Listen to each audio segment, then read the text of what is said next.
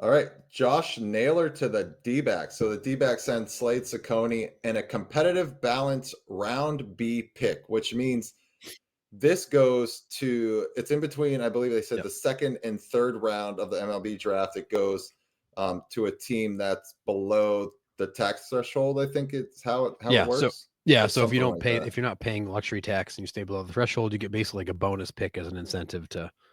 I mean, like we said, Gotcha. baseball needs a salary cap, and in many ways, baseball's put incentives in place to encourage you to stay under that limit. But obviously, 9 teams this past year didn't.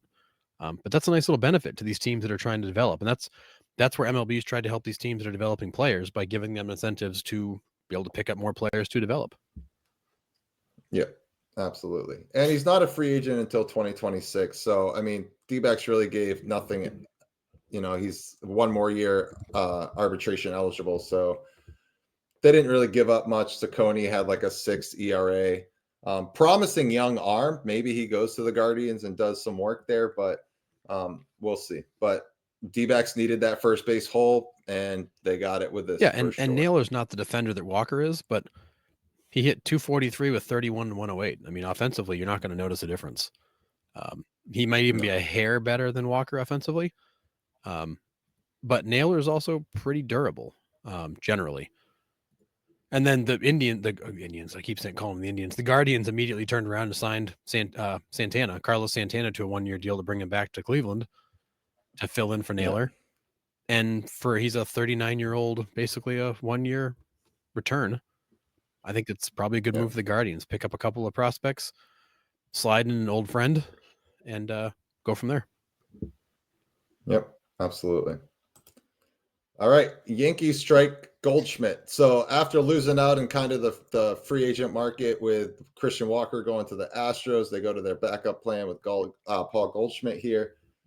I put upgrade over Rizzo Yeah. for sure. I mean, I think I'm an upgrade over Rizzo, and Nobody might be just leaving the spot empty might be an upgrade over Rizzo.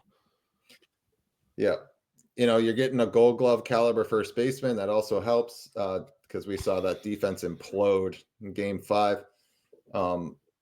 Do we get a bounce back year out of Paul Goldschmidt? He's going to get a little bit of protection in that lineup. Does he bounce back, or are we still going to trend downwards like he has the last couple of years? Well, I think Goldschmidt is who he is. I mean, he's what, 38 years old, am I right? 30, 37, Yeah, 38. yeah, it's something around. I mean, he is I think he's going to continue the trend down. I will say, when you look at his splits last year, his first half was horrid, his second half was actually really good. The hard part is he was trying to make up for a rough first half. He still has it. He had the second lowest batting average against fastballs over 97 miles an hour. Pete Alonso was the only guy in baseball worse. So you can beat him with a good fastball because the bat's not as fast as it used to be. But he's still a very smart hitter, very disciplined hitter, controls the strike zone well, gets into good counts. And he's going to lose a ball now and then for you. And he was an MVP 2 years ago.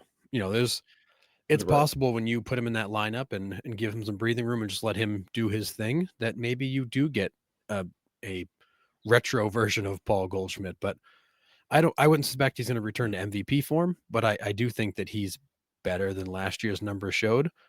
But even if he delivers last year's numbers and he's consistent and plays good defense, this is a slam dunk deal for the Yankees.